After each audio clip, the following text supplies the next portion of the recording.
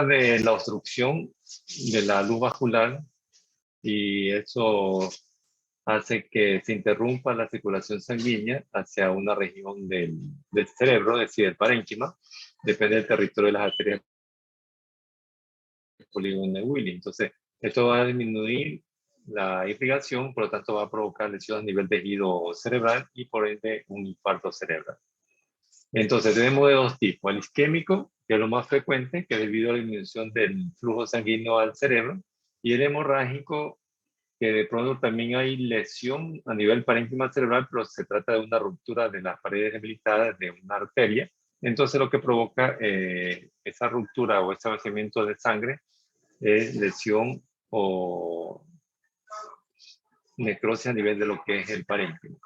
Este es el porcentaje que ustedes van a encontrar, bueno, más o menos un aproximado, pero cuando ustedes estén en el área de emergencia, porque todo en consultorio, van a recibir el 75% aproximado de SB isquémico y un 25% de un SB hemorrágico.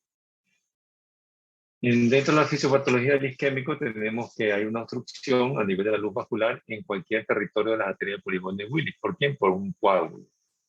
Entonces esto está provocando una obstrucción, por lo tanto disminuye marcadamente el flujo sanguíneo y por lo tanto va a haber una falta de oxígeno y va a provocar daños a nivel tisular. Lo contrario sucede con el hemorrágico, que aquí, bueno, la pared debilitada de una arteria es la que provoca su ruptura, entonces se vierte la sangre y ahí va a también ocasionar daños a nivel del tejido. Tenemos un solo ejemplo, una tomografía del SB hemorrágico.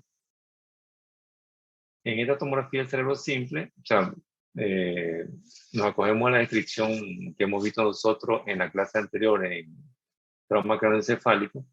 Entonces mencionamos que se observan imágenes, contamos 1, 2, 3, 4, pues decimos imágenes redondeadas hiperdensas, rodeadas por una hipodensidad que es el edema perilesional.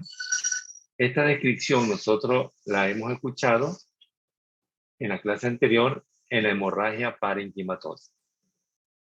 En realidad es una hemorragia parenquimatosa porque guarda las características y está dentro de lo que es el parénquima cerebral, al menos aquí en los lóbulos parietales derecho e izquierdo. Recuerden que cuando nosotros abordamos el tema de hemorragia parenquimatosa, es un término de manera muy general. Después, cuando el paciente se estabilice, entonces tenemos que investigar esta hemorragia parenquimatosa de dónde vino. Es decir, si fue de origen traumático, si de pronto el origen de esa hemorragia es por una tumoración, una malformación vascular. En este caso, como estamos en este tema, entonces el origen es por un SB. En el momento que ustedes lleguen a esta tomografía, ¿cómo van a saber de qué origen tiene? Entonces, ustedes lo van a saber como los clínicos que son o que van a ser ya en poco tiempo. Entonces, usted va a indagar al paciente, por si el paciente está inconsciente, a la familia del paciente, qué es lo que le ocurrió.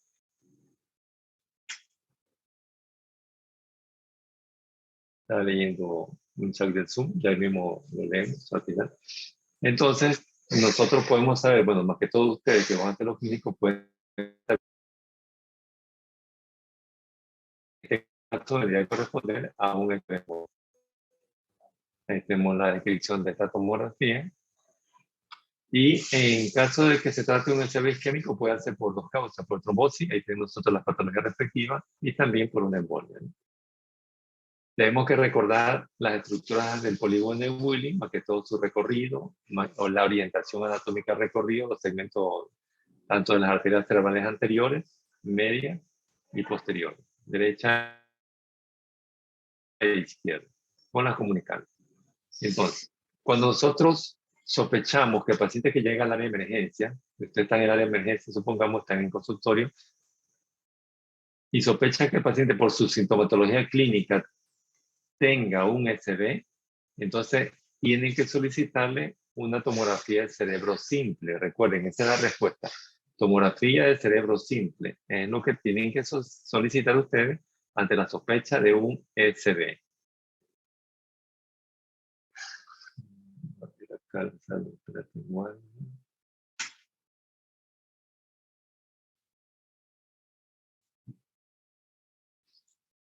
¿Cuáles son los estadios de un infarto cerebral o un SB? Tenemos nosotros el hiperagudo, el agudo, el subagudo y el crónico. Más o menos parecido como los hematomas, pero siempre tienen su diferencia, sus grandes diferencias, aparte de la sintomatología. Y ahí tenemos nosotros el tiempo promedio de cada estadio. En el estadio hiperagudo que ocurre dentro de las primeras 24 horas, por lo general tomográficamente nosotros no podemos observar ese infarto. Pero por resonancia de pronto sí, cuando vemos resonancia podemos determinar el estadio hiperagudo en el infarto, porque la resonancia es más sensible que la tomografía.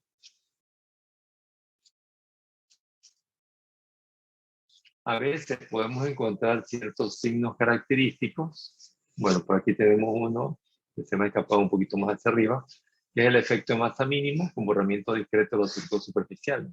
Pero hay signos característicos del infarto hiperagudo que a veces, o sea, no siempre, suelen aparecerse en este estadio, dentro de las primeras 24 horas. Estos signos son la leve hipodensidad, es decir, un área, una imagen gris oscura, pero no tan oscura. La arteria cerebral media ligeramente hiperdensa, la borrosidad del núcleo lenticular y la pérdida de diferenciación entre sustancia gris y sustancia blanca. Esta aquí es debido al edema citotóxico, que es el paso del agua del espacio extracelular al intracelular. Entonces, estos son los signos característicos del infarto hiperagudo. Entonces, vamos a ver cada uno de ellos, que suelen aparecer, o sea, no siempre, suelen aparecer en una tomografía. Entonces, ahí tenemos la leve hipodensidad. Es decir, es aquella imagen hipodensa que se ve ahí, pero es tan tenue, tan leve, como la flecha que lo está señalando. ¿Ya? Creo que ya vieron la flecha. ¿Sí? Entonces, es esa leve hipodensidad. Entonces, una vez que ustedes la señalaron visualmente, nos vamos hacia ella, una leve hipodensidad. Entonces, nos referimos a esta imagen de aquí, hipodensa. Pero es tan tenue que casi no la podemos diferenciar. ¿Cómo sabemos que esta hipodensidad es patológica? Bueno, no tanto por la flechita, sino que es patológica, o de pronto puede ser una hipodensidad normal. Pregunto, ¿cómo sabemos que esa hipodensidad es patológica? Porque la hemos comparado con otro lado. Correcto, muy bien, porque la vamos a comparar con el lado contrario. Es decir, si esta es la cisura del Silvio, este es el lóbulo temporal, está afectando más hacia el lóbulo temporal, y lo comparamos con el lóbulo temporal del lado contrario, que se ve gris claro. Entonces, esta es la leve hipodensidad. Ahí tenemos nosotros la descripción. Tenemos la hiperdensidad de la arteria cerebral media, que puede ser del lado derecho o del lado izquierdo, pero solo en un lado nada más. Aquí, ¿dónde vemos esa hiperdensidad? ¿De qué lado? ¿En la derecha o en la izquierda de la arteria cerebral media? Derecha. En el lado derecho, correcto. Justo aquí, observen, lo que ustedes ya vieron en el momento que la describí. Entonces, esta hiperdensidad correspondería a la obstrucción, es decir, al trombo que está en la luz vascular que la está ocluyendo. Nos vamos a la borrosidad del núcleo lenticular. ¿Cómo sabemos que está borrado el núcleo lenticular? Bueno, primero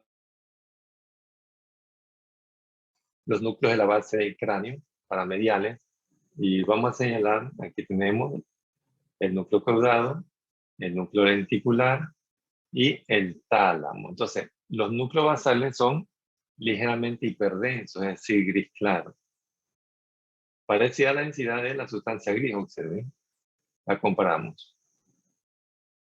Pero, ¿qué sucede con el núcleo lenticular del lado derecho? No lo vemos. Quiere decir que hay el signo de borrosidad en el núcleo lenticular. ¿Y por qué no lo vemos? Porque hay una hipodensidad. Porque lo hipodenso es lo que caracteriza a un SB. O sea, el SB es hipodenso. Ya vamos a ver al final y de pronto resumiendo y comparando con el hematoma que es hiperdenso y hipodenso aquí en el infarto. La imagen tiende a ser hipodensa en todos los estadios. Ahí lo tenemos. Y acá vemos nosotros una pérdida de diferenciación entre sustancia gris y sustancia blanca. ¿Por qué se pierde esa diferenciación visual es por la hipodensidad que existe. Es decir, que hay una imagen hipodensa que no me permite diferenciar sustancia gris y sustancia blanca. Y yo pregunto de pronto, ¿en qué lóbulo lo observan ustedes en esta tomografía del cerebro simple? ¿En qué lóbulo estará?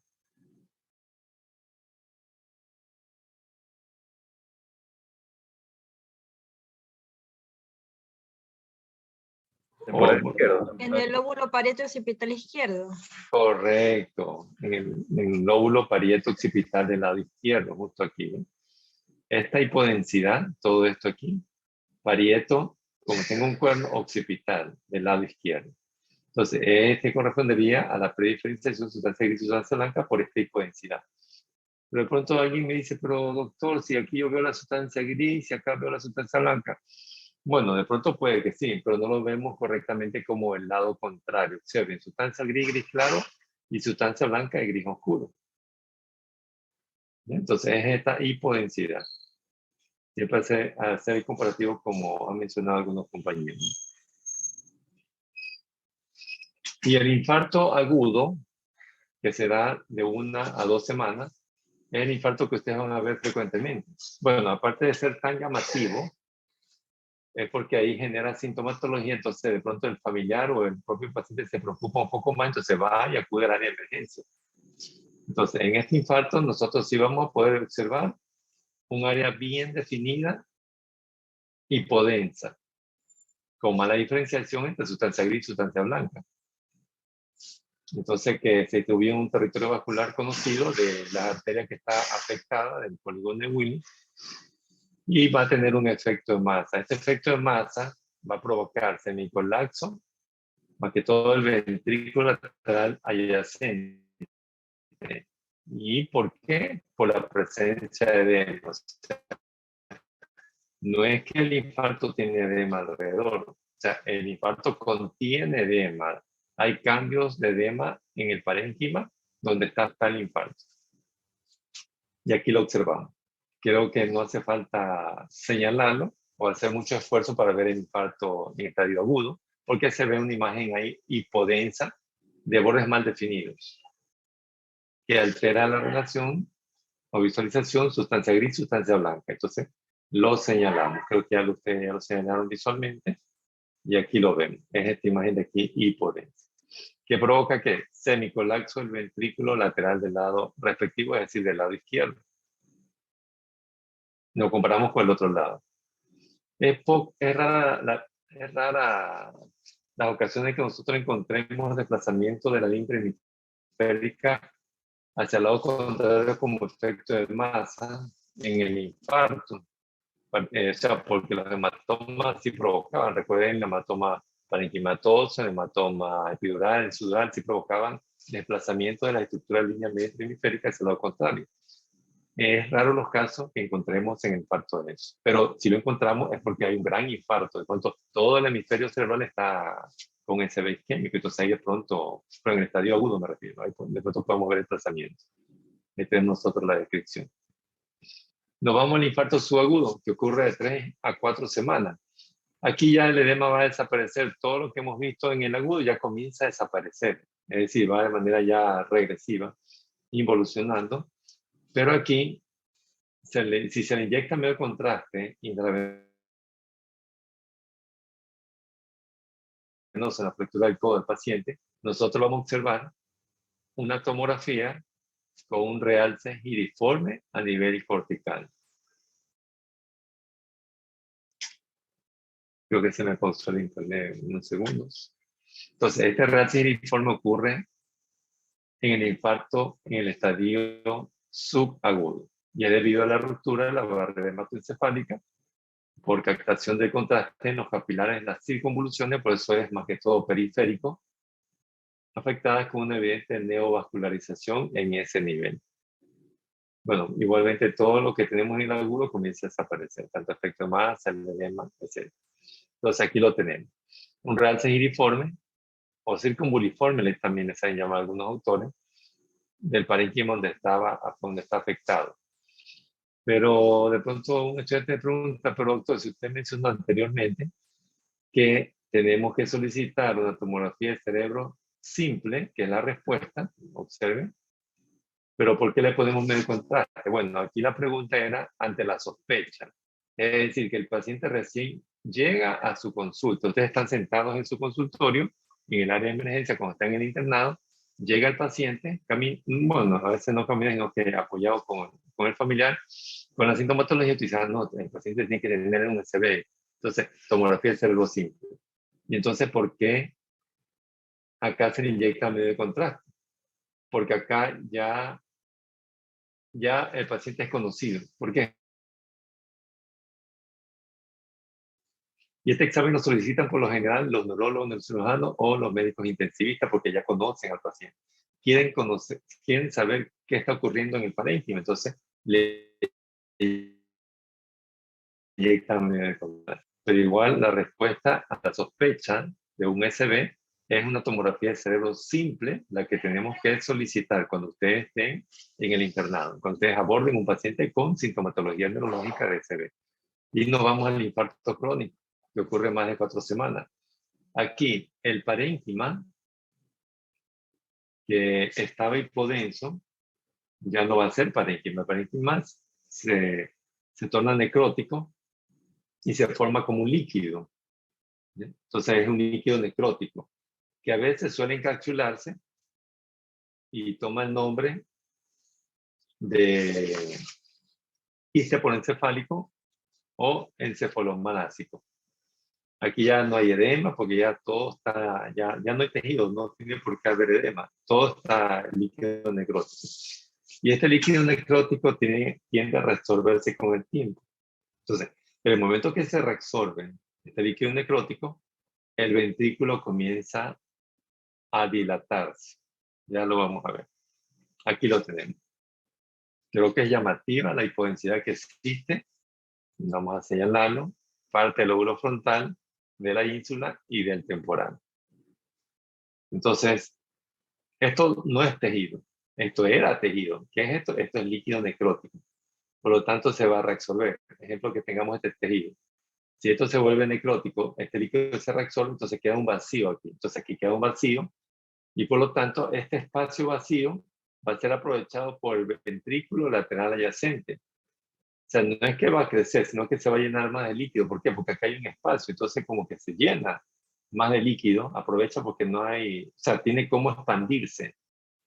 Entonces se dilata. Entonces este es el signo para saber que este infarto es crónico, porque hay dilatación del ventrículo lateral adyacente. En este caso, en esta imagen de aquí, en este corte, es el cuerno frontal del ventrículo lateral del lado izquierdo. Entonces ahí lo tenemos. Entonces recordamos los estadios: hiperagudo, agudo, subagudo y crónico. Estos 4 estadios lo vamos a trabajar en la teoría, pero en la práctica vamos a trabajar solo, ¿es agudo o es crónico? ¿Qué quiere decir en la práctica? Que si a ustedes les toca o les aparece esta imagen de aquí, entonces, no, esto es un infarto agudo. Y la acá, crónico. ¿Correcto? En la práctica, para mi asignatura. ¿Cómo caracterizamos el agudo? O sea, ¿cómo lo diferenciamos? De pronto podemos también mencionarlo, referirnos. No podemos diferenciarlo por la densidad. ¿Por qué? Porque ambos son hipodensos. El infarto es hipodenso en cualquier estadio. Es diferente al hematoma. Recuerden que el hematoma era hiperdenso en el agudo, isodenso en el subagudo, hipodenso en el crónico. Acá no, en el infarto la densidad es hipodensa en los 4 estadios. Entonces, esa no vendría a ser la diferencia. La diferencia sería que en el agudo hay semicolapso del ventrículo. ¿Y por qué está semicolapsado? Porque en el infarto existe edema. O sea, no es que hay edema perilesional como en el hematoma, no, aquí en el infarto hay edema. O sea, perdón la palabra, pero está hinchado el parénquima. Entonces hay semicolapso del ventrículo. Y la diferencia en crónico es que hay dilatación del ventrículo lateral. Ya sabemos por qué está dilatado. Porque aprovecha espacio vacío de líquido necrótico que se está reabsorbiendo.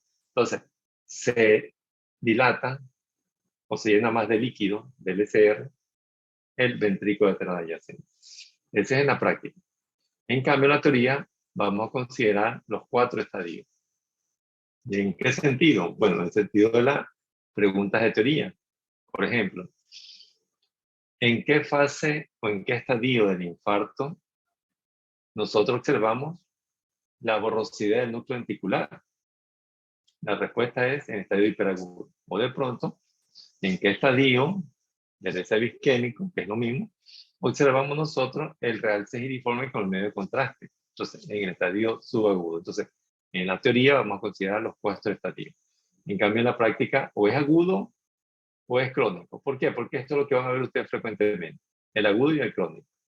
Por lo general, el hiperagudo no lo ven. A veces el paciente llega justo en el agudo. Es decir, después de 24 horas, primero está en la casa, todo, y no lo llevan al hospital, a la clínica, y ustedes ven en el estadio agudo y ya lo llevan. O de pronto lo llevan con sintomatología, pero no hay signos característicos en la tomografía. Y el crónico también lo pueden ver ya cuando el paciente ya tiene su secuela neurológica. Entonces, ahí tenemos nosotros, si recordamos, porque esto aquí ya lo hemos visto en neuroanatomía, en asignaturas de semestres anteriores, los territorios vasculares. Recuerden que lo celeste era el territorio vascular de las arterias cerebrales anteriores derecha e izquierda. De color melón, cerebrales medias derecha e izquierda, y color verde las cerebrales posteriores.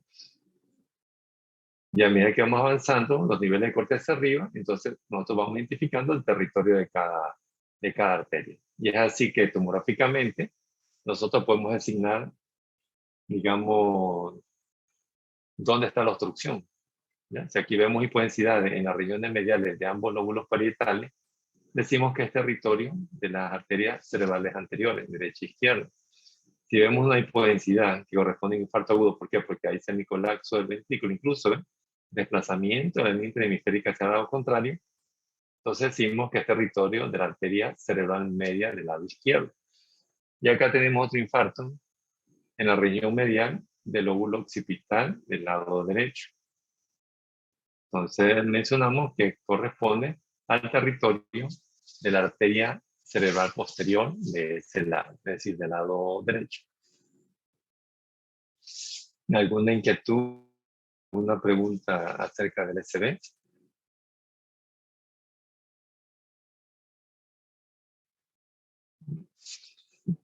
Pasamos a otra patología que también de pronto está relacionada un poco, que es alteraciones a nivel de polígono de Wille, en este caso los aneurismas cerebrales.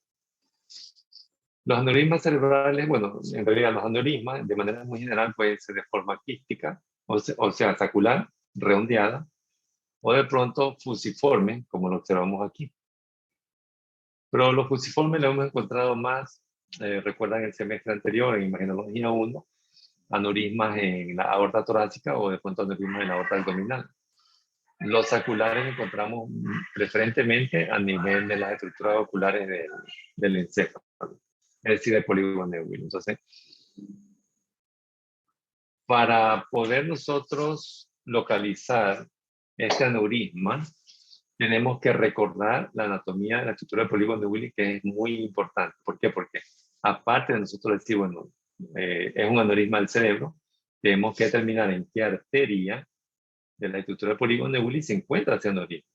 Cuando es un aneurisma de la arteria cerebral anterior, del lado derecho, izquierdo, comunicantes, posteriores, comunicantes anterior, o cerebrales medios. Entonces, hay que recordar, o sea, no aprenderlo porque ya lo hemos aprendido en asignaturas de semestres anteriores, en neuroanatomía, que viene de las carótidas, una vista de frente, tanto de las arterias cerebrales anteriores derecha e izquierda, como de las arterias cerebrales medias derecha e izquierda. Aquí a nivel de la base del encéfalo, una vista lateral externa de la arteria cerebral media, de un lado, y aquí el anterior, ¿no? Que recorre alrededor de lo que es el cuerpo calloso, ¿no?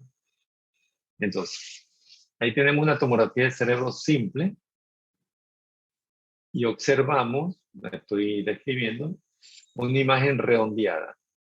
A medida que yo voy describiendo, ustedes están observando o están señalando visualmente dónde está lo que yo estoy nombrando, lo que estoy describiendo. observo una imagen redondeada, ligeramente hiperdensa. Entonces la vemos ahí, que está localizada hacia la derecha en la región del polígono de Willis. Entonces ustedes ya la observaron y la vamos a señalar. Vamos a ver si coincidimos. Y aquí está, ligeramente hiperdensa.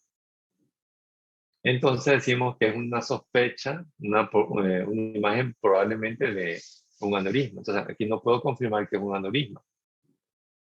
Tampoco puedo decir, bueno, es un aneurisma de tal arteria del polígono de Willis. ¿Por qué? Porque no estoy viendo el polígono de Willis. ¿Cuándo confirmamos un aneurisma y cuándo confirmamos en qué arteria del polígono de Willis lo encontramos?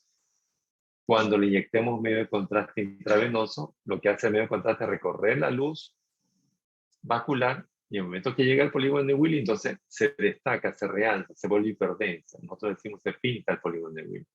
Entonces aquí nosotros sí podemos decir que observamos una imagen redondeada que se llena de medio contraste y que está localizada en la arteria comunicante posterior derecha del polígono de Willis. Entonces, es un aneurisma en la arteria comunicante posterior derecha del polígono de Willis.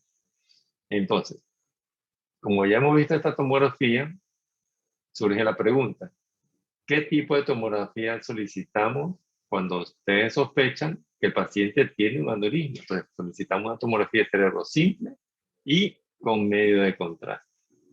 ¿Correcto? Ya saben por qué. Simple. Bueno, la que valora el aneurisma es la tomografía con medio de contraste, pero siempre tiene que venir antes precedida de una simple. Entonces, se valora el aneurisma en la tomografía de cerebro con medio de contraste. Aquí se valora, esa es la respuesta, con medio de contraste. ¿Y qué examen se solicita? Tomografía de cerebro simple y con medio de contraste.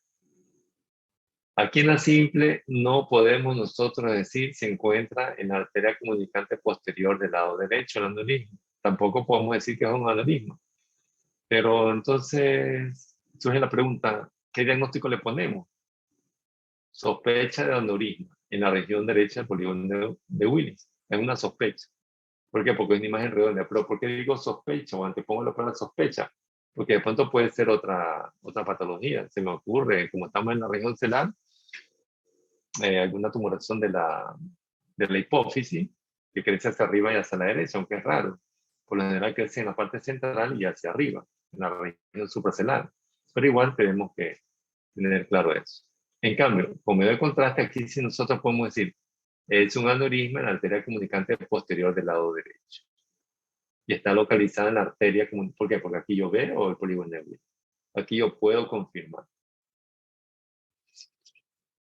Otro aneurisma, ya ven ustedes, ¿en qué arteria se ve este aneurisma? Pregunto. Creo que es un aneurisma gigante, es grande. Arteria cerebral media derecha.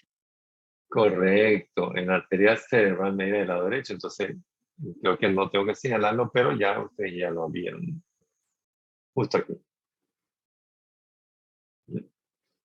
Este examen de aquí ustedes le pueden llamar tomografía de cerebro con medio de contraste. O, si un estudio exclusivo del polígono de Willis, también angio-TC del polígono de Willis. Angio-TC.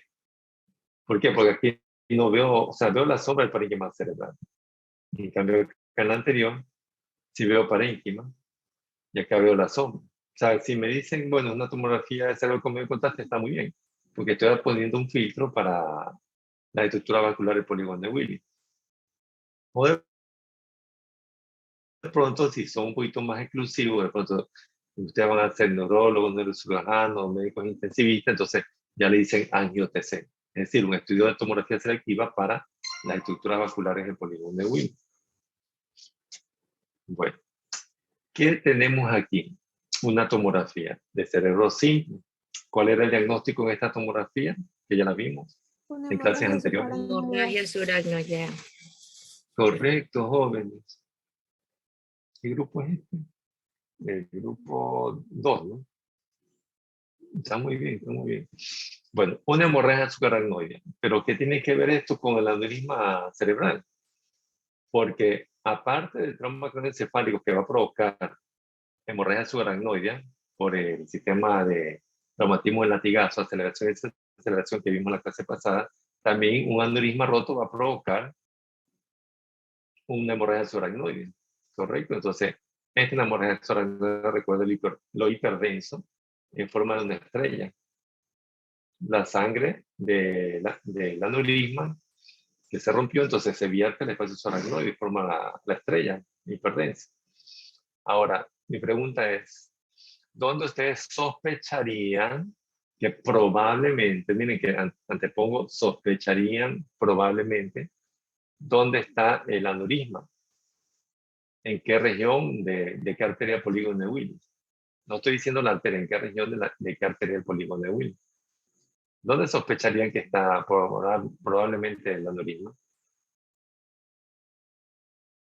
¿En qué arteria? En la comunicante posterior.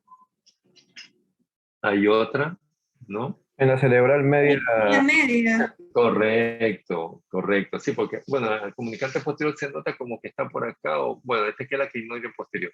Acá observen.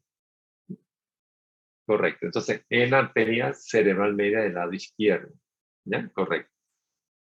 Pero, doctor, si usted mencionó hace 3 diapositivas anteriores que no se podía diagnosticar un aneurisma sin medio de contraste, porque esta es una tomografía sin medio de contraste, correcto. Aquí nosotros no estamos diciendo que este es el aneurisma. ¿Por qué? Porque antes puse la palabra ¿dónde podría o dónde probablemente estaría? Entonces aquí, justo aquí. ¿Cómo podemos de pronto imaginarnos, ¿ya? Que estaría aquí? Porque esta imagen de aquí se ve como más redonda, como más engrosada que el resto de la hemorragia subaracnoide. Entonces posiblemente aquí estaría el aneurisma, pero no confirma el diagnóstico, solo es una posibilidad diagnóstica. Entonces, hacemos que el paciente se estabilice, o el neurólogo, el cirujano, el médico intensivista estabilizan al paciente, ya desaparece la hemorragia subaracnoide, de pronto le dan, qué sé yo, algo para que cierre la ruptura de esa pared vascular del aneurisma y después se realiza contrastado. Ahí tenemos nosotros otras angiotc o otras tomografías de cerebro con medio de contraste y observamos más aneurisma. ¿Ven? Bueno, este aquí no se puede saber la localización porque está entre el nacimiento de la arteria cerebral anterior del lado derecho, del lado izquierdo, o también nacimiento de la arteria cerebral media del lado izquierdo. Acá tenemos otra, bueno, acá tampoco se podría saber porque está grande, o sea, está justo en esas dos vías, entre la cerebral anterior y la cerebral media del lado izquierdo. Y por último tenemos esa imagen que no es una tomografía del cerebro con medio contraste, no es una angiotc. ¿Por qué? Porque vemos nosotros como una rayos X de cráneo. Pero acá, la carótida interna, y tenemos nosotros el aneurisma y ramas de la arteria cerebral media del lado derecho. Entonces esto aquí se llama angiografía, es decir, un estudio selectivo en la parte vascular que lo realiza el neurocirujano en el momento que está en quirófano, en la intervención. Entonces quiere de pronto saber o abordar ese aneurisma para ponerle, se me ocurre un clic o de pronto un stent, ¿ya? Para realizar el procedimiento quirúrgico.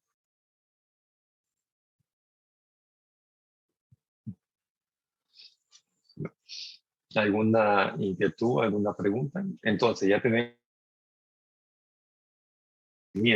bueno, ante la presencia de un trauma craneoencefálico, ¿qué tipo de tomografía le van a solicitar a un paciente? Tomografía de cerebro simple y con ventana ósea, lo que hemos visto en la clase pasada. Le sumamos acá,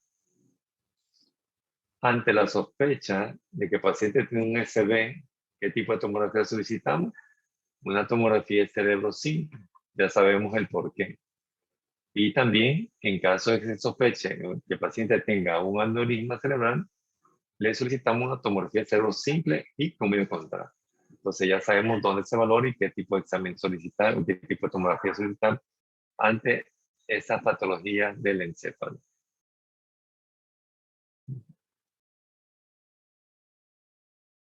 ¿Alguna inquietud, joven? ¿Preguntas? Bueno, le voy a pasar el enlace para Pregunta, la asistencia. doctor, Una pregunta. Dígame. ¿Cómo podríamos diferenciar una calcificación fisiológica con la hiperdensidad de la arteria cerebral media en el infarto hiperagudo?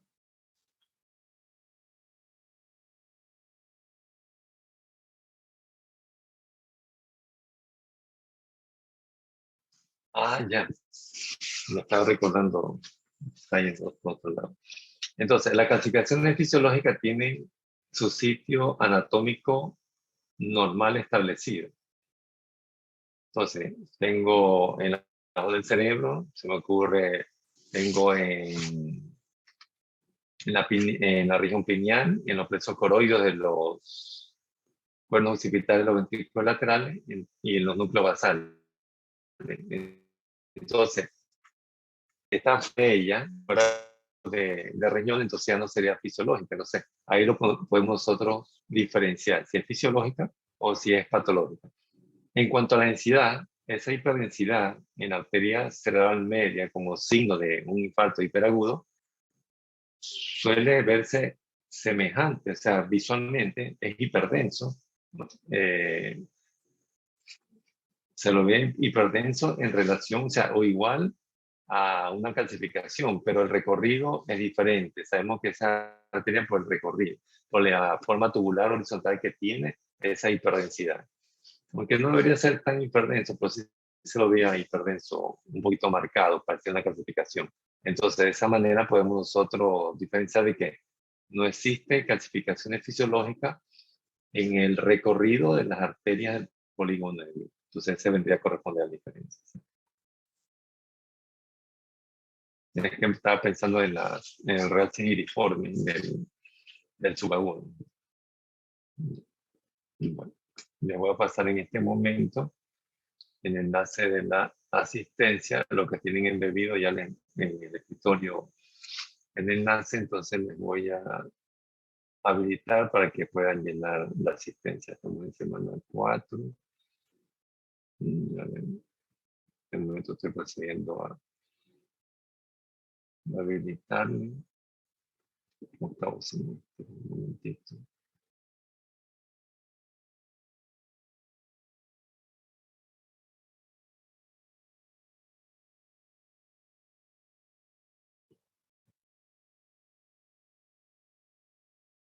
Asistencia octavo. Recuerden que después de clase hay que trabajar la sección de comprobación, que es una lección puntual para la gestión práctica y autónoma.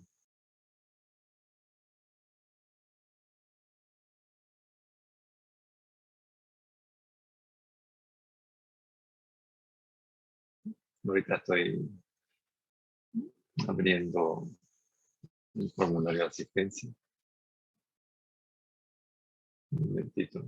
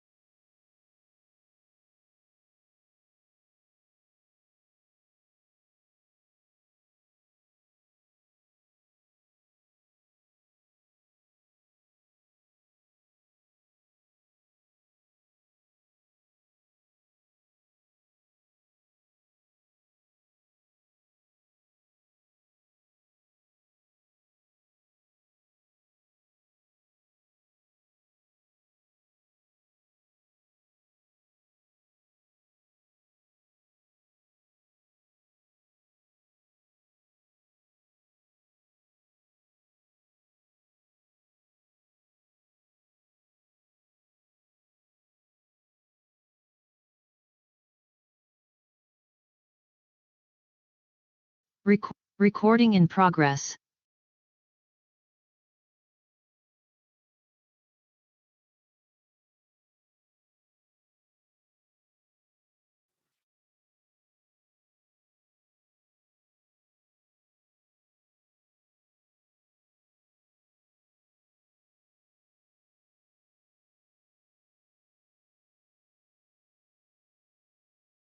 Ya.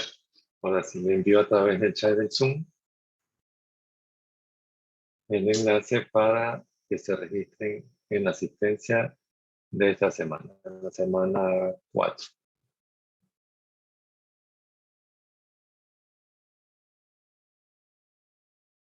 Recording stopped.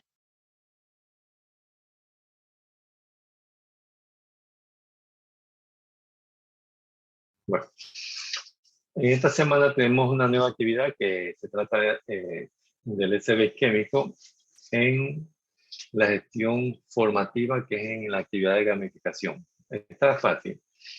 Ya más o menos tienen orientación de cómo subir las evidencias. Recuerden subir bien las evidencias donde yo vea sus nombres, no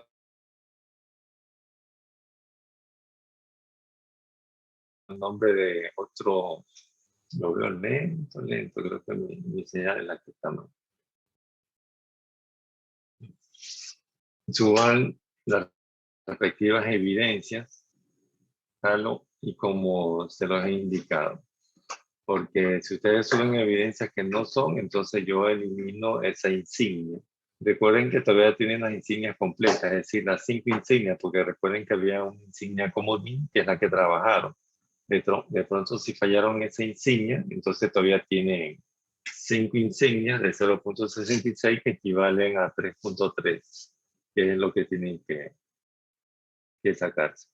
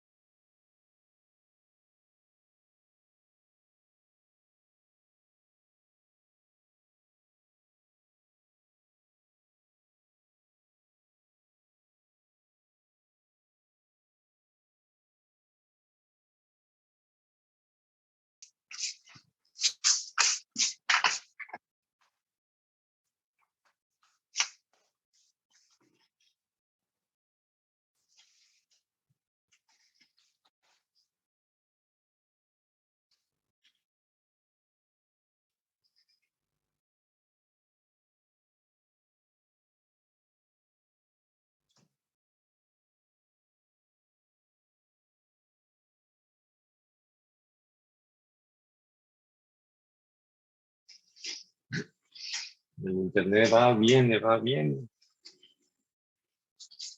Arriba.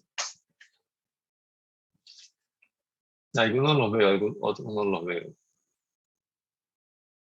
Bueno, como le iba diciendo, recuerden que ya en gamificación ya saben más o menos, están orientados qué evidencia subir. Por lo tanto, suban las evidencias que son las correctas, porque si es una evidencia incorrecta, entonces se elimina esa insignia, o de pronto están enviando fotos que no son. Un estudiante, no sé si de este grupo, no recuerdo, pero no quiero recordar, me mandó la foto de él con una camisa de un equipo, creo que sí les pasé, un equipo de fútbol de Guayaquil. Entonces eso no es evidencia, no sé qué tipo de evidencia es, pero no me manden fotos, porque yo todas estas fotos que ustedes me mandan, que no son evidencias, se las envío a ustedes mismos para que sus compañeros vean que lo que no tienen que subir. ¿Ya? Evidencia es terminado el juego en la tabla de jugador, entonces ahí tiene que estar su nombre para que yo vea que han participado en esa actividad. ¿Ya? A ver, tengo una pregunta en el chat del Zoom. No se puede modificar la insignia de... O sea, si no pudieron responder o si se les quitó las insignias porque no subieron la evidencia correcta, entonces no pueden ya volver atrás. No se puede volver atrás. Por eso tienen que trabajar en esta semana. Esta semana hay una tarea muy fácil. En la próxima semana ya es un poquito más compleja, o sea, no tan compleja, sino que más didáctica. Entonces, recuerden que son 6 actividades. Una es de comodín. ¿Qué quiere decir esa? Que si pierden una, las otras tienen que tener las completas, porque en realidad son 5. 5 por 0.66 equivalen a 3.3, que es lo máximo que tienen que sacarse en ese aporte. Recuerden que la actividad de gamificación y la actividad de sección de comprobación son como aportes. ¿Ya? Son como aportes. Gamificación se cierra a las 10 de la noche del día domingo. Algo más.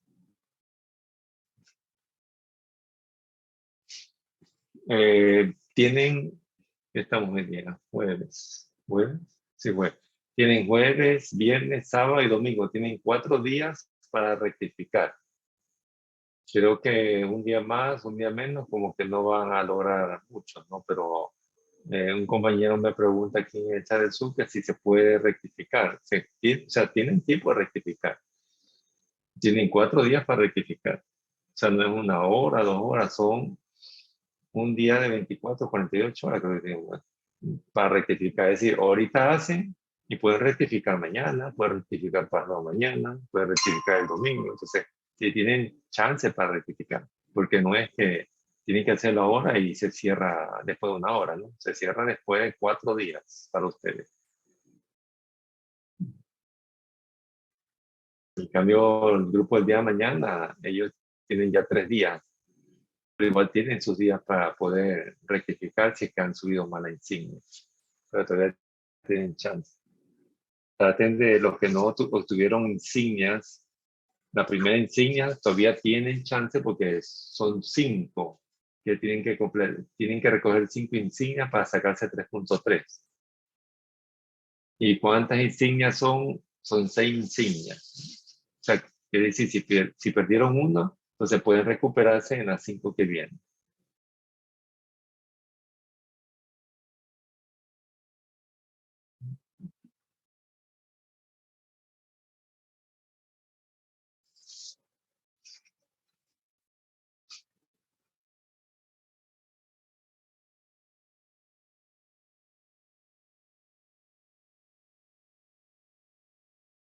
De la cámara porque no hice captura al inicio porque estaba fallando el internet.